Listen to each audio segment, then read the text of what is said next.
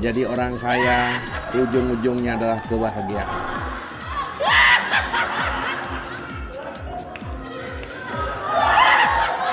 Saudara, ajaran ini bukan ajaran Alkitab. No! Through the laws of the Pope and the doctrines of men, the consciences of the faithful have been miserably vexed and flayed. Will you recant or will you not?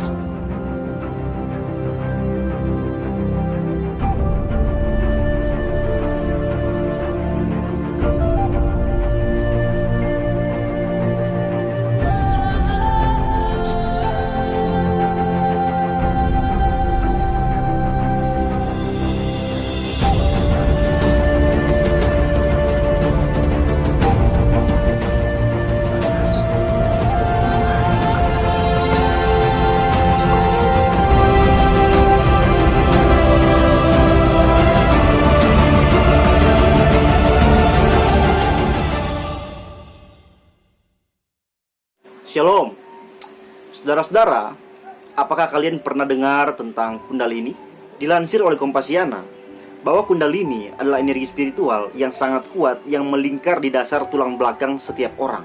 Energi ini masih tersembunyi atau tertidur sampai Anda membangkitkannya atau membangunkannya. Setelah energi ini terbangun, dapat memungkinkan seseorang untuk mengakses keadaan kesadaran jauh melampaui persepsi manusia normal. Seorang dapat memulai perjalanan transformasi untuk menerobos keterbatasan diri, menghilangkan sumbatan-sumbatan tentang diri sendiri, dan memberdayakan kita untuk akhirnya mencapai aspek pencerahan tertinggi.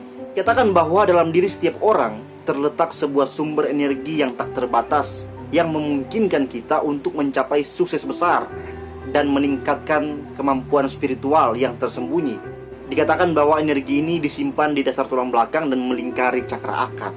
Kundalini adalah mekanisme psikofisiologikal dalam tubuh manusia yang setelah terbangun dapat membawa kondisi tinggi dari fungsi mental seperti inspirasi, kreativitas, intuisi, jenius, aktivitas paranormal, dan pengalaman mistis. Dikatakan bahwa tujuan dari membangkitkan energi ini adalah untuk mempercepat proses evolusi dalam otak dan sistem saraf terhadap pengembangan kesadaran spiritual. Inilah apa yang bisa disebut sebagai kesadaran kosmis atau pencerahan, katanya. Dikatakan bahwa bila saudara mengalami kebangkitan Kundalini, energi naik melalui tubuh dengan cara seperti ular dan melakukan pembersihan dan pemurnian cakra, lapisan tubuh, aura, dan saluran energi. Sebuah pengalaman yang intens, yang mendalam, bergerak dan mengubah kehidupan. Pada tahun 2011, kebangkitan Kundalini dan manfaatnya secara sistematis direkam oleh ilmuwan dengan melakukan pengamatan pada 600 orang yang menghadiri yoga intensif dan meditasi di markas internasional Nityananda dan Daninapitam di dekat Bangalore, India. Jadi Kundalini bisa disimpulkan sebagai sebuah energi yang kuat yang tersimpan di dalam diri manusia, yang untuk membuka dan menggunakannya harus menggunakan meditasi spiritual khusus. Meditasi adalah usaha untuk mengendalikan diri, baik dari segi fisik maupun mental. Dalam tahap tertentu, orang yang mendalami Kundalini bisa sampai pada tahap bukan hanya mengendalikan diri sendiri, tapi juga mengendalikan sesuatu di luar dirinya. Dalam hal ini khususnya tubuh orang lain. Berikut adalah beberapa video praktik meditasi Kundalini sampai pada bagaimana seseorang yang sudah sangat menguasai Kundalini dan bisa mengendalikan tubuh orang lain. Marilah kita selalu ketawa untuk diri, untuk orang lain, ketawa untuk keluarga, masyarakat, dunia, dan negara. Makanya apapun yang kita cari di dunia ini, kita menjadi orang pintar, menjadi orang kaya, ujung-ujungnya adalah kebahagiaan.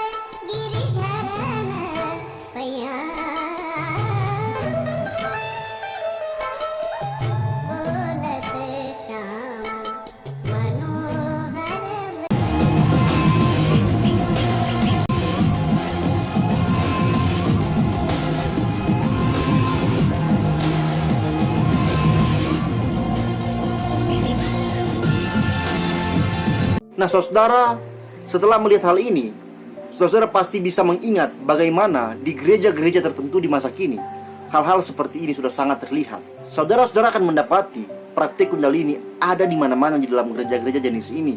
Saya bukan mau pukul rata semua gereja Pentakosta karismatik itu Kundalini, tidak.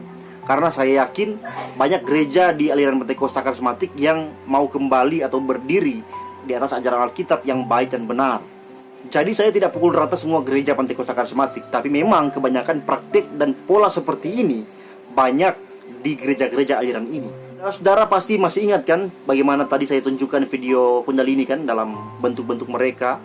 Mari kita lihat partai-partai itu tadi di dalam gereja persis sama, tidak ada bedanya.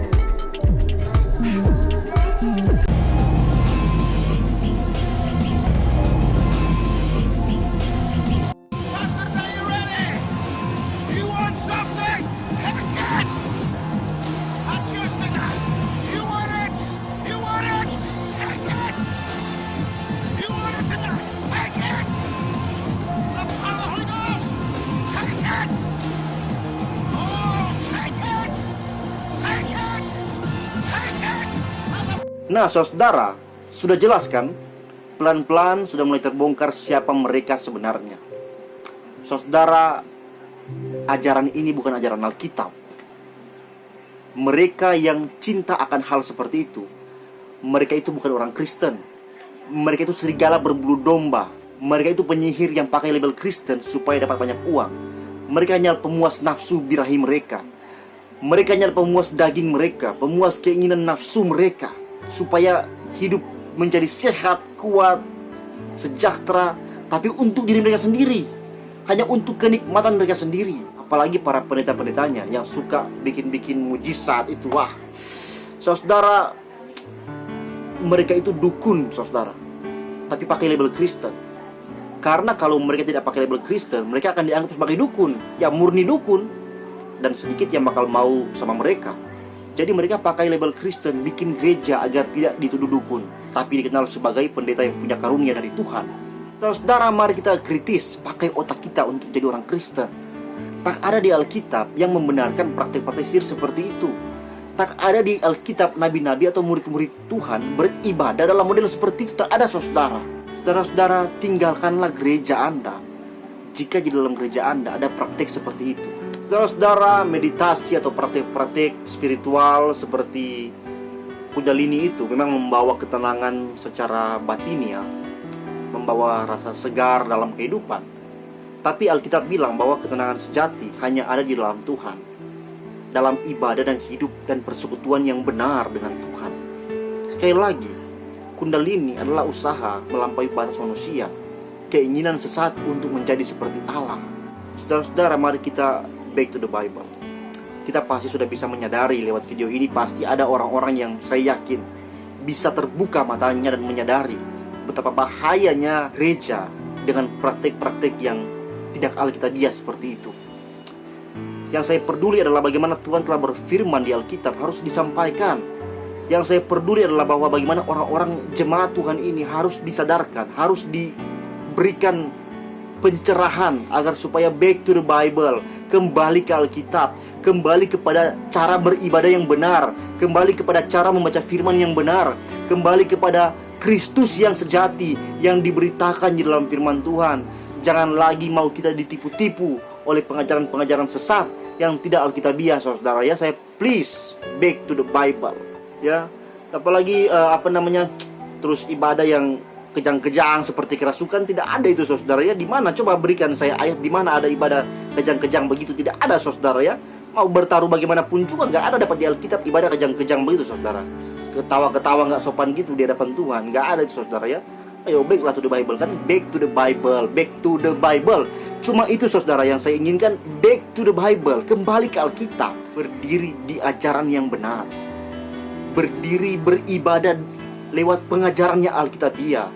Ya, jangan mau ibadah yang cuma mau menyenangkan diri sendiri tapi sudah menyimpang dari kebenaran firman. Mari kita bijaksana, jadi orang Kristen yang pakai otak saudara ya. Otak Tuhan kasih kepada kita, Tuhan ciptakan untuk kita pakai saudara ya. Jadi saudara, just back to the Bible, itu pesan saya. Kembali ke Alkitab, kembali ke gereja yang berusaha untuk melakukan apa yang ditulis Alkitab, bukan menyimpang-nyimpang ke kiri ke kanan, tapi benar-benar mau menafsir Alkitab dan mau melakukan sebisa mungkin sesuai pengajaran para rasul, sesuai dengan apa yang sudah dibawakan oleh para rasul. Yang tidak ada jangan ditambah-tambahkan, yang ada jangan dikurang-kurangi. Itu yang paling perlu saudara ya. Sekian video saya Pantas undur diri, and until next time, Jesus bless you.